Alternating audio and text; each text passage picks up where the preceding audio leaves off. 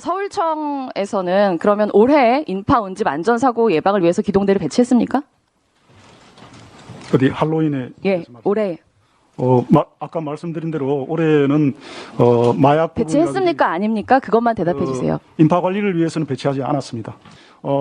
언론에서도 뉴스 타파에서 분석한 거 보면 133건의 총 29일까지 보도가 있었는데 거기에 60% 이상이 전부 다 할로윈과 관련해서는 축제성, 홍보성 기사이고 또 나머지 한 19% 내지는 전부 다가 마약과 관련한 범죄 예방이 필요하다는 기사입니다. 그래서 저희들 입장에서는 마약과 범죄 예방에 초점을 둘 수밖에 없었다는 말씀을 드리고요.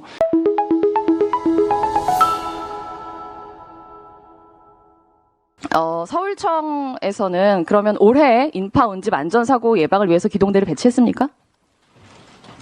어디 할로윈에? 예, 올해. 아까 말씀드린 대로 올해는 마약 배치했습니까? 아닙니까? 그것만 대답해 주세요. 인파 관리를 위해서는 배치하지 않았습니다. 그럼 증인은 이번 할로윈에 이태원의 경비 기동대를 사전에 배치해야 된다는 지시를 하신 적 없으시죠? 예, 그렇습니다. 네. 그러면 지난 10월 27일에 112 치안종합상황실장에게 할로윈 관련된 대책 보고 받으셨죠? 네. 그때 어떤 내용 중점적으로 파악하고 또 어떤 지시했는지 기억나십니까? 예. 어떤 지시 하셨죠? 그 보고서를 보면은 112 신고 내용에 대한 분석이 쫙 있습니다. 분석이 쫙 있어서 용산에서는 한 2배 이상의 112 신고가 폭증하고 마포에서는 한 70% 정도의 신고가 폭증한다는 내용이고 거기에 따라서 이 범죄 예방 활동이 필요하다는 내용이었고 그래서 제가 그걸 보면서 용산 쪽은 신고가 폭증하니까 여기에 대해서는 그 범죄 예방과 여기에 따른 어떤 대책이 좀 필요하겠다는 생각을 좀 강하게 했고 마포 쪽은 그거보다 좀 덜하다 이렇게 생각을 했습니다. 그래서 나중에 보시면 알겠지만 형사들을 7대3으로 제가 배치하라고 지시를 했던 겁니다. 네, 자료는 조금 다른 얘기를 하는데요. 기억이 잘 안 나시는 것 같아서 화면을 하나하나 보여드리면서 말씀드릴게요. 그때 보고를 받으시고 경비부장에게 전화를 걸어서 경비 기동대의 여유 경력을 문의를 하셨습니다. 그런데 거기서 돌아온 대답은 지방 중대까지 상경해서 집회를 대비할 예정이라는 말이었어요. 그죠? 그러면 추가로 배치할 여력이 없다 이런 뜻이었겠죠. 그러니까 증인이 112 상황실장에게 추가 배치 없이 예정된 경력으로 잘 대응하라 이렇게 지시를 했습니다. 그런데 제가 보기에 이 기동대 여유를 검토했다는 건 상황의 위험 요인을 미리 파악하고 있었다는 뜻이에요. 그렇지 않았으면 기동대를 왜 배치해야 된다고 검토를 하겠습니까? 하지만 증인은 집회를 우선시해서 이태원의 경력을 추가 배치하지 않았습니다. 사전에 기동대를 배치할 수 없었다면 집회 이후에라도 기동대를 배치할 수 있었거든요. 그런데 참사 당일에 집회는 아무런 사고가 없이 빨리 끝났습니다. 그리고 증인은 참사 발생 약 2시간 전인 20시 32분에 무전으로 치하 종시, 그러니까 상황 종료를 선언을 합니다. 이때라도 얼마든지 일부 기동대를 이태원으로 배치할 수 있었지만 하지 않았습니다.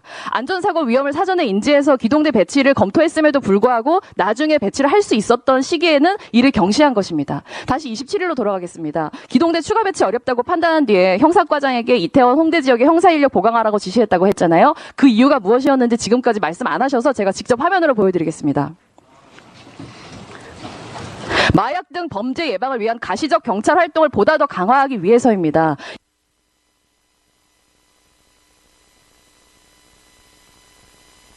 헬로윈데이 대비 마약류 범죄 예방 단속을 위한 특별 형사 활동 계획을 발표하고 실제로 참사 당일에 50명의 형사 인력을 마약 단속을 위해서 배치를 합니다.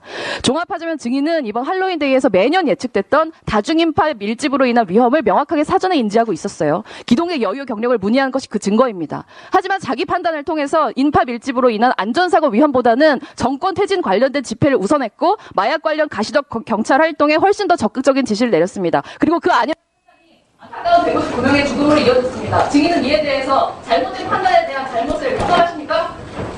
네, 제가 쭉 말씀드리겠습니다. 네, 말씀하십시오. 네, 첫 번째 벚꽃 축제와 관련해서 우리 지난번 기간보고 때 용혜연 의원님이 이거는 주체가 없는데도 불구하고 기동대가 배치됐다라고 했는데 이 부분은 영등포 구청의 요청과 영등포 구청의 주체가 있었고 송파도 마찬가지고 이 부분을 우선 하나 바로잡고요. 그 다음에 지금 장혜영 의원님 말씀하신 19년 뭐 이렇게 쭉 말씀하셨는데 인파가 한 10만 정도 모이는 부분은 지속적으로 17년부터 10만씩 모여왔습니다. 그 부분을 저희가 인지했다는 이야기고 다만 저희들은 이번에 제가 취임하고 나서 7월 달부터 마약 문제가 굉장히 불거져서 저희가 7월 달부터 마약 특별 단속도 시작했고 또 우리 경찰청장님이 취임하시면서부터 마약에 대한 특별 대책을 또 지시하셨고 그런 상황에서 언론에서도 뉴스 타파에서 분석한 거 보면 133건의 총 29일까지 보도가 있었는데 거기에 60% 이상이 전부 다 할로윈과 관련해서는 축제성, 홍보성 기사이고 또 나머지 한 19% 내지는 전부 다가 마약과 관련한 범죄 예방이 필요하다는 기사입니다. 그래서 저희들 입장에서는 마약과 범죄 예방에 초점을 둘 수밖에 없었다는 말씀을 드리고요. 경비부장한테 전화한 걸 가지고 인식이 있었다 이렇게 말씀하시는데 바로 그 점입니다. 제가 서울청 총 책임자인데 경비 경력을 배치하려고 그러면 배치 검토를 하라고 지시하지 왜 여유가 있나요? 물어보겠습니까? 그것은 바로 제가 범죄 예방을 위해서 기동대 경력이라는 것은 반드시 인파 관리만 하는 것이 아닙니다. 범죄 예방 목적으로 충분히 동원되고 그동안 그렇게 해왔습니다. 그날 당일날 대구에서도 기동대 2개 제대가 배치됐지만 전부 범죄 예방 목적으로 배치된 것입니다. 네. 그런 점에서 바로 경비부장한테 전화한 목적이 바로 그 범죄 예방 목적으로 기동대를 배치하려고 했었기 때문에 바로 이어서 제가 수사부장한테 전화를 해서 그 형사들을 충분히 배치하라고 지시를 한 겁니다.